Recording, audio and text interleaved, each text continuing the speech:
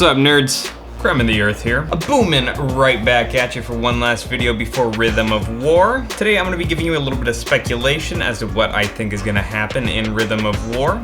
Just as a quick note, I have not read it yet, not received an advanced copy. I'm not bitter about it at all. I'm a little bitter about it. Brandon has talked a little bit about how this book is going to be structured. The first part is just a little bit of catch up, what the characters have been doing for the last year or so. Second through fourth parts are going to be 3 separate groupings of characters, and then I don't know if he's confirmed this or not, but I would assume they all kind of merge together in the 5th part. Don't quote me on that. I'm gonna go ahead and speculate a little bit about Odium and what's going on in his camp first, and then move on, talk a little bit about the Radiants. I'm gonna break down the 3 groupings that I think are gonna happen.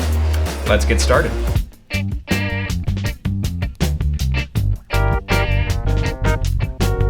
So, the one thing that I think is going to get explored quite a bit in this book is just the exact social structure of the Parshendy / singers. What seems to be the case is that Odium's the big boy at the top. We have the Unmade. Underneath the Unmade, we have the Fused, which are like basically the sort of void equivalent of the Knights Radiant, except they get reborn. These are ancient beings, some of them having been around since the very first Desolation. Underneath them, we have the Regals. That's where Venli is right now. They take on a Void Spren in their Gem Heart. Apparently this gives them access to forms of power, which are like lower levels of investiture related powers. Not sure if they can like suck in Void Light or not. I'd assume that we find that out in this book. And below the Regals we have the Singers, just base Parshendy, normal forms. I'd assume that we're gonna learn quite a bit more about their culture as a whole, as a good portion of the book is taking place from Venli's perspective. I'd assume we see a good amount of these plans from the eyes of Venli herself in those flashback chapters. We're also gonna get a few Ashonai chapters. Those should be a nice refresher. We haven't seen her since Words of Radiance. She's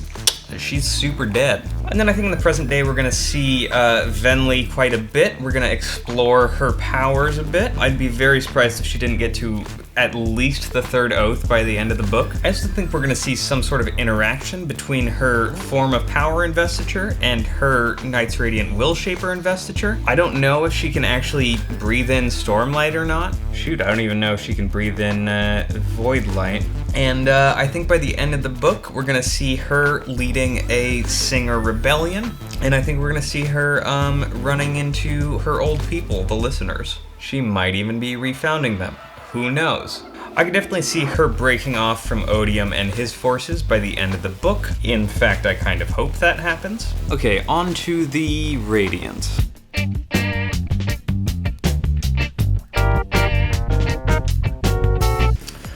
I think the first group of Radiants is going to be primarily based out of Urithiru. Navani is going to be the main point of view character in these chapters. In fact, I made a whole video detailing what I think is going to happen with Navani and Urithiru. You can check that out right here. Next up we have Yasna. She's the new king of Alethkar. Yeah, honestly, the more Yasna in my life, the better. We haven't gotten a good amount of Yasna since Way of Kings, really. I think we're gonna get some interesting Renarin viewpoints in this book. I could see him sticking around Urithiru, just trying to learn as much as he can about his new powers. Now that I'm thinking about it, he might even be learning how to use Void Light himself. We'll see. And finally, Kaladin. We've had several books where he's mostly hanging out with Dalinar, and as I think Dalinar is going to be on the front lines this book, I think it would be an interesting change of pace for Sanderson to switch Kaladin to a more passive role in the books. I would be very surprised if Kaladin didn't swear the 4th ideal by the end of the book, though. Anyways, speaking of Dalinar, I could see him pushing north of Aesir into, like, Pure Lake regions. There was some sort of plague going down there. I'm not actually sure if we'll see that in this book. Wherever Dalinar is, though, I think the Windrunners are going to be joining him there. Sans Kaladin, of course. I think we are going to see a lot more Windrunners this time around. Hopefully they've expanded their order by quite a bit. I think we're actually going to see R'Lain take up a Windrunner position. Maybe he'll even bond an Honor Spren. Yeah, I think that would be really interesting to see.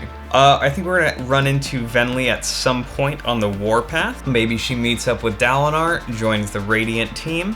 Next up, I think we have Lift on the warpath. I don't think she's going to be fighting, though. I think she's going to be more of a mobile healer. That really only leaves like 2 major characters. Shallan and Adolin. As far as we can tell from right here, they're going to be somewhere in Shadesmar. At the end of Oathbringer, we see her talk to Mraize about getting Jah a knot on the side of the Radiance. My guess would be that that is what she's going to be doing in Shadesmar.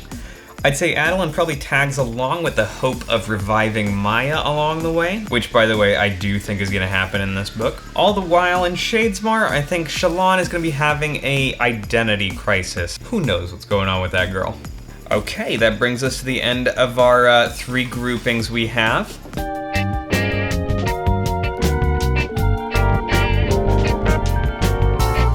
Like I mentioned before, I would guess that they all kind of end up running back into each other sometime around the 5th part of the book, if not before then. I don't know, maybe their paths start to cross before that. That being said, I think we're going to see Adolin find a way to revive dead Spren, starting with Myalaran. I think we're going to see more Spren start to bond with Radiance as he learns how to do that. I also think we're going to see quite a bit more Fusion Radiance, that is to say, both the Renarin kind and the Venli kind. So basically enlightened Spren bonding with humans and normal Spren bonding with Parshendy respectively. I think that's going to open a lot of really interesting possibilities for different types of investiture mixing, all sorts of powers combining and fusing. As another general note, I think we're going to see the veil start to be lifted on Fabrial technology. Hopefully we'll figure out a little bit more about how it works. And I also think we're going to see the difference between ancient Fabrials like Soulcasters and the newer kind of Fabrials, such as the ones Navani and the Ardents are making. In fact, I think that might be the arms race that the back of the book is referring to. And then the big one at the end of the book, Urithiru Awakened by Navani. Either way, this promises to be a storm of a book. I can't wait to get my hands on it. And I also can't wait to review it, can't wait to talk to you folks about it. Quick channel note, I'm gonna have a few videos looking at the different lore that we've seen in both Dawnshard and Rhythm of War. Okay, folks. See you on the other side.